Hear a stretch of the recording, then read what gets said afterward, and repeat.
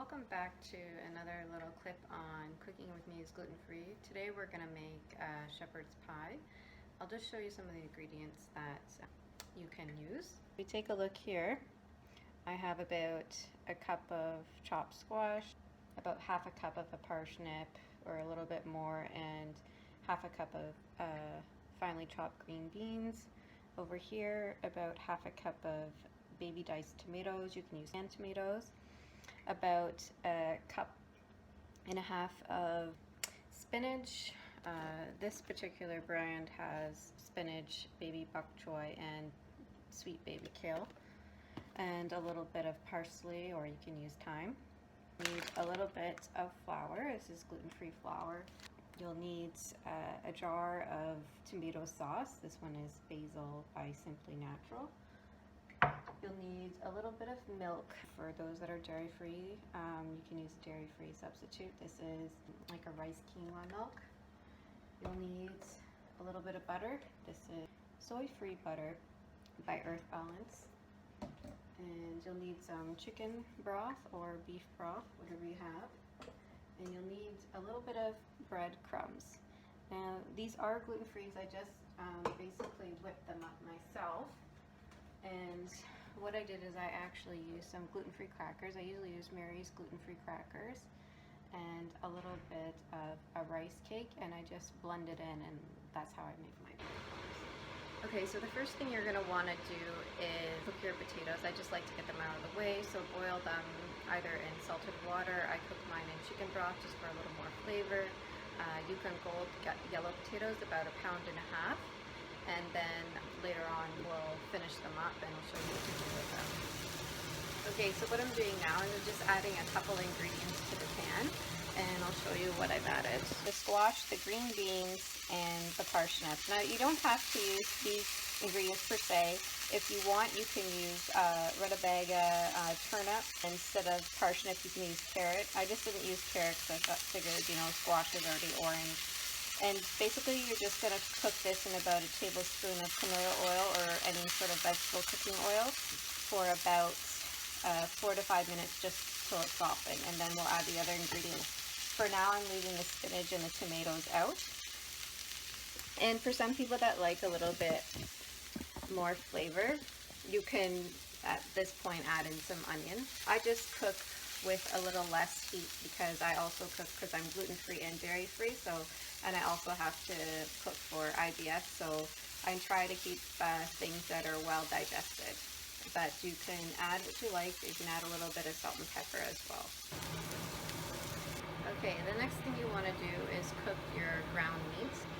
And I'm just doing that there in a separate pan. You can actually do it in the same pan if you want, but for this purpose, I'm just going to do it in a separate pan. So all I've done here is I'm actually using ground turkey just because they had a sale at Costco, so I decided to use that. You can use ground beef or ground chicken, and you need about 1 pound, and I just cooked it in about a cup of chicken stock, and then I'll add a little bit of seasoning to it, and then we'll put it together. Okay, this step we're going to add a little bit of flour.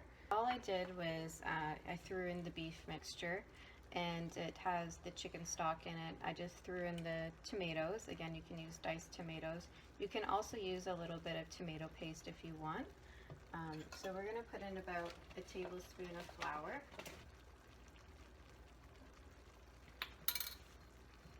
And just mix that in there.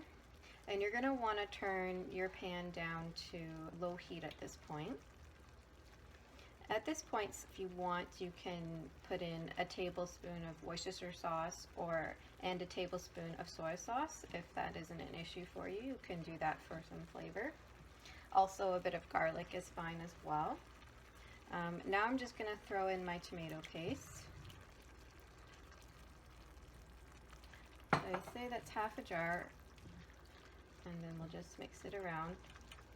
And then what you're going to want to do is actually let this simmer for about 30 minutes. I'm going to get something and put over it. And near the end of my cooking time, I'm gonna throw in some parsley, but you can put in what you like. If you want to put in fresh thyme, that's fine as well. So if you want to throw in a bay leaf, that's good too. And so we'll let that simmer for about 30 minutes before we put it together. Okay, so while your mixture is cooking on the stove, what you can do is you can prepare the potatoes. Remember, we cooked them before. When you're done cooking them, just put them back on the stove just to sort of dry them out a bit. And now we'll do the mashed potatoes. So you can use whatever mashed potato recipe. If you have a favorite, then you can go ahead and do that. For this purpose, I just put in 1/4 cup of non-dairy milk and 1/4 cup of non-dairy butter. Again, you can do what you want. Sometimes I use mayonnaise. You're just gonna mash that all up. You can add a little bit of seasoning, some salt or pepper.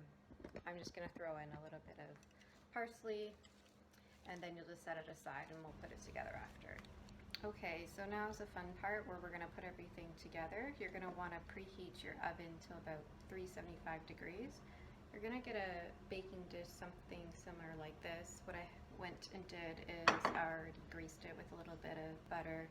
And so the first thing you're gonna wanna do is get your meat and your veggie mixture. Okay, so I'm just gonna take some and spoon that down. So the way to tell that your meat mixture and your veggie mixture is done is that the sauce has thickened up. So it could take about 30 minutes. If it hasn't thickened up a bit, you can always add just a little bit more flour. And try and flatten it out as best as you can. This is the stage where I like to layer some spinach. It's not necessary, but you can do it. And remember, we actually didn't cook the spinach. I like to leave it fresh because regardless, it gets baked in the oven anyways. More than just over a cup of spinach down. What I also like to do is I mix it a little bit with fresh parsley.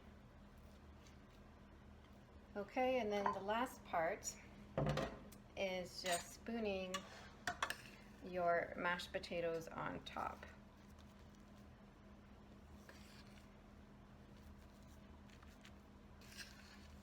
And remember, it's about just over 1.5 pounds of mashed potatoes. And that makes for a nice top. And then you're gonna wanna bake this for about 20 to 25 minutes or until the mixture is bubbling and the topping is crisp. The final stage would actually be to add your breadcrumbs at the top. Okay? So, just like I said before, I just made mine with Mary's gluten-free crackers and rice cake and just grounded them up, 3 tablespoons. And that just makes a nice crust at the top. So it looks like that. Okay, everything's ready to go. Lid on, and then, like I said, to bake it for about 20 to 25 minutes until it's boiling or the mixture of the top is nice and crisp. Okay, now that we're done cooking it, you're going to want to let it cool before cutting, and I'll show you what the final product looks like. There, we can see there. And if you want, take off the lid and cook it a little bit longer just to get the crust nice and crisp.